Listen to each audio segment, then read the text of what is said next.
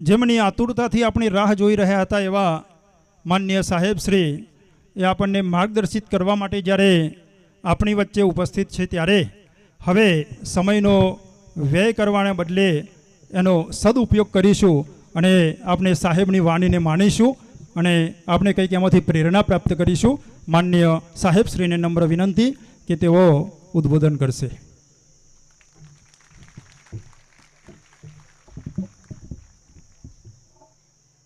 First of all 5 વાગ્યાનો કાર્યક્રમ હતો, 6:15 આપની વચ્ચે પહોંચ્યો છું.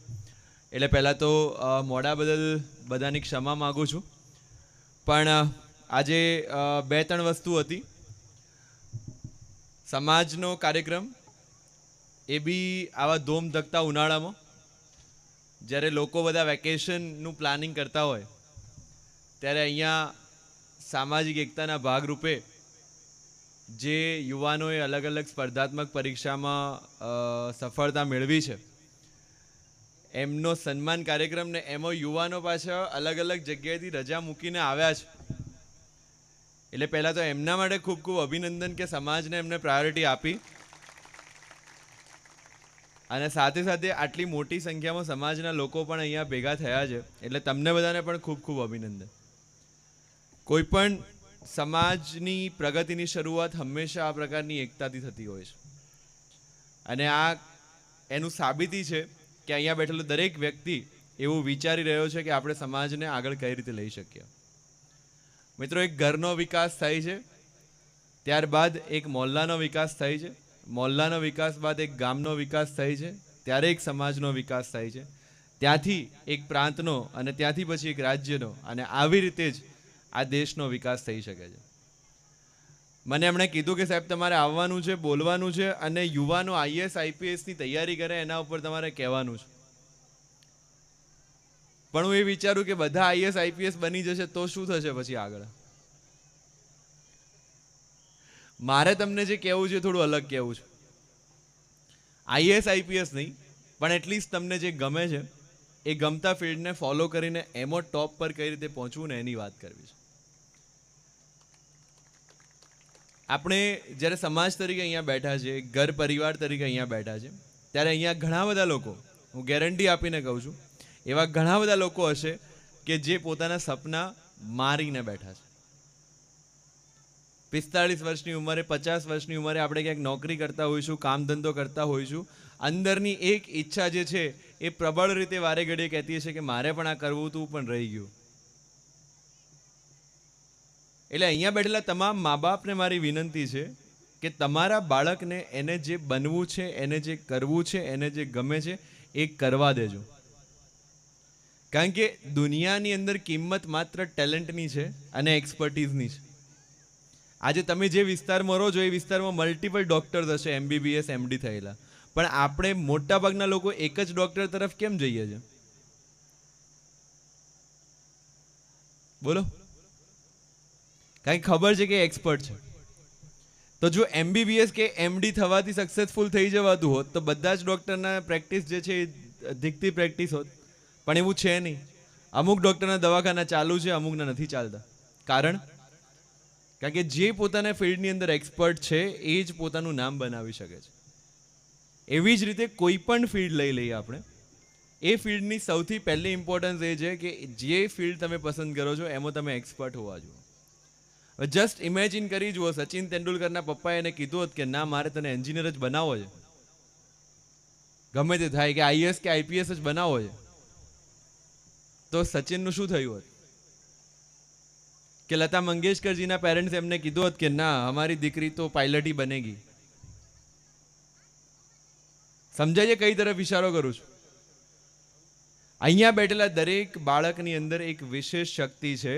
એ શક્તિને આઈડેન્ટિફાઈ કરી અને એને ફીડ અપાવવાની જરૂર છે. મિત્રો, વધારે ડીપમાં અગર કહેવા જાઉં, આપણે બધા જ આપણા બાળકોને કમ્પેર કરતા હોઈએ છીએ. આનું ગણિત સારું છે, આનું વિજ્ઞાન સારું છે, આ ભણવામાં સારો છે, પેલો ખરાબ છે, આ 10માં આટલા ટકા લાવે, પેલો આટલા ટકા લાવે, વગેરે વગેરે. યસ ઓર નો? અને પછી જો એના ટકા ઓછા આવ્યા હોય કે ભણવામાં થોડું ઓછું નબળું હોય તો પછી આપણે એને કહીએ છીએ કે તારાથી કંઈ થવાનું નથી.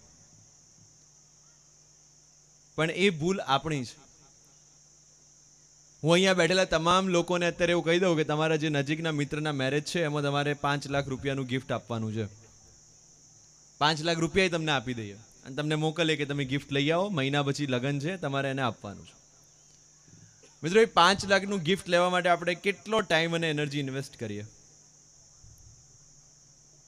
પહેલા તો 15 દિવસ વિચારીએ કે એને શું વસ્તુ યુઝફુલ રહેશે અને શું નહીં રહે. યસ ઓર નો?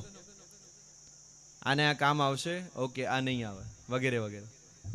ત્યારબાદ 10 દિવસ આપણે શોરૂમમાં ફરીએ, અલગ અલગ બ્રાન્ડ્સના, અલગ અલગ વેરાયટીના, કે આ ફાવશે કે નહીં ફાવે, આ સારું છે કે નહીં, આ ટકશે કે નહીં ટકે, આનો કલર સારો છે કે નહીં, આ એના ઘરમાં સૂટ થશે કે નહીં, આ એની ચોઈસ પ્રમાણે છે કે નહીં. એ 5 દિવસ પછી એને મસ્ત અલગથી ખર્ચો કરાવીને આપણે રેપ કરાવીએ અને છેલ્લે એ કાર્યક્રમમાં જઈને આપીએ ને પછી કાનમાં કહીએ પણ ખરા, બહુ મહેનતથી ચૂઝ કર્યું છે, શાંતિથી વાપરજે, મોંઘું છે, સંભાળીને રાખજે. યસ ઓર નો? તો આપણા ઘરમાં જે બાળક છે ને એને તૈયાર કરવામાં ઈશ્વરે 9 મહિના પૂરા લીધા છે. એટલે એની અંદર તો કોઈ જ તકલીફ નથી. તકલીફ છે તો એ આપણી એક્સપેક્ટેશન્સમાં છે. ઘણા બધા ટેલેન્ટેડ છોકરા હશે, એ બની શકશે આઈએએસ કે આઈપીએસ જો એને પ્રોપર માહોલ મળશે. અને મા બાપ તરીકે આપણું કામ માત્ર એને માહોલ આપવાનું છે. કઈ રીતે? મારી વાત કરું, મારા પપ્પા ઇલેક્ટ્રિશિયન ને મમ્મી ગામની અંદર બીજાના લગ્નમાં રોટલી બનાવવાનું કામ કરતા. પપ્પા 11 પાસ છે ને મમ્મી 12 પાસ છે, અને પેઢીઓમાં કોઈ ઇતિહાસ નથી સરકારી નોકરીનો. પણ જ્યારે મેં એવું કીધું કે મારે કલેક્ટર બનવું છે, ત્યારે એમણે મને ક્યારે એવું નથી કીધું કે આપણા કામની વાત નથી, અથવા તો આપણે મધ્યમ વર્ગ, લોઅર મિડલ ક્લાસમાંથી આવીએ છીએ, આપણે ના બની શકીએ. મુદ્દા નંબર 1, હું કઈ સ્કૂલમાં ભણીશ, હું કયું સ્ટ્રીમ રાખીશ, હું એન્જિનિયરિંગ ક્યાંથી કરીશ, એન્જિનિયરિંગનો મારો વિષય શું હશે, એ તમામ વસ્તુઓ મેં એમને કીધી કે હું આ કરીશ, ને એમણે મને ક્યારે એવું નથી કીધું કે ના તારે ના કરવું જોઈએ. એમણે એક જ વસ્તુ મને કીધી કે તારે જે કરવું છે તું કર, અમે તારી સાથે જ.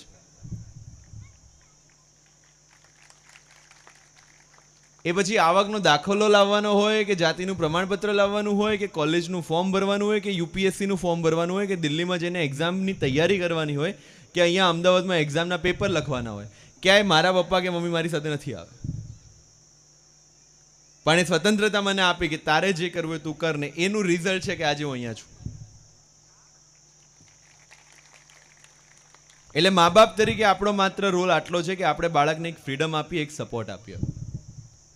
પણ એક લાલચ આપણને એવી આવે છે કે હું એનો બાપ બેઠો છું તો મારા છોકરાને તકલીફ ના પડવી જોઈએ, કે હું એની માં બેઠી છું તો મારા દીકરાને તકલીફ ના પડવી જોઈએ. યસ ઓર નો? એટલે અહીંયાથી ઘણા બધા સેવિંગ્સ કરતા હશે, એફડી લીધી હશે, લગ્ન કરાવવા, કોલેજ કરાવવા, મામેરું કરવા. યસ ઓર નો? પણ મને કહો, અત્યારે હાલ 1 કલાક પછી શું થવાનું છે, આમાંથી કેટલાને ખબર છે? 20 વર્ષ પછીનું પ્લાનિંગ કરી રહ્યા છે. અને પ્લાનિંગ કરવામાં બાપા બિચારા સવારે 8 વાગ્યાથી નોકરી ધંધે, માં બી સવારે 8 વાગ્યાથી નોકરી ધંધે, ઘરમાં બાળકનું શું થાય છે ગોડ નોઝ. અને એ નથી કરવું એટલે એને કેજી, એલકેજી, યુકેજીમાં મોકલી દીધું. હા કે ના? પેલાનું બાળક એલકેજી યુકેજીમાં જાય છે, મારું નથી જતું, પાછળ રહી જશે તો? મિત્રો, આપણે ભવિષ્યની ચિંતા કરવામાં બાળકના ચારિત્રની ચિંતા કરવાનું ભૂલી જઈએ છીએ. ચારિત્રની ચિંતા એટલા માટે કરવાનું કહું છું કે આજથી 5 વર્ષ, 10 વર્ષ, 15 વર્ષ પછી તમે એની સાથે નથી રહેવાના. ત્યારે જીવનની તકલીફો, ત્યારે જીવનના પ્રશ્નોને, ત્યારે પરિસ્થિતિનો સામનો કરવાનો આવશે, ત્યારે એ બાળક કઈ રીતે કરશે? આપણે માત્ર સારા સંસ્કાર અને એના ચારિત્રનું ઘડતર અને એને જોઈતી ફ્રીડમ આટલું જ કરવાનું છે. બાકી મારા બાપાએ કોઈ એફડી નહોતી કરી કે બેંકમાં 10,000 રૂપિયાથી વધારનું બેલેન્સ નહોતું જ્યારે મેં નક્કી કર્યું હતું કે મારે યુપીએસસી કરવી છે. પણ રસ્તો બનતો ગયો કારણ કે મનોબળ મક્કમ હતું. પણ ત્યાં મારા પપ્પાને ક્યાંય એફડી તોડવાની જરૂર ના પડી. યસ ઓર નો?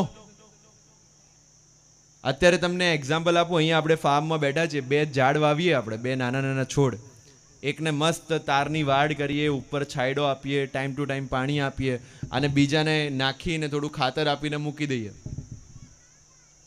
પછી ભલે વરસાદ આવે, તડકો આવે, ગાય ભેંસ આવે, થોડું ખાઈ જાય, પાછું કાઢીએ, અને આવું થતાં થતાં બંને ઝાડ મોટા થાય, અને પછી 10 વર્ષ પછી એક ભયંકર તાવતે જેવું વાવાઝોડું આવે, તો મને કહો બંનેમાંથી કયું ઝાડ ટક્યું હશે અને કયું ઝાડ પડી ગયું હશે?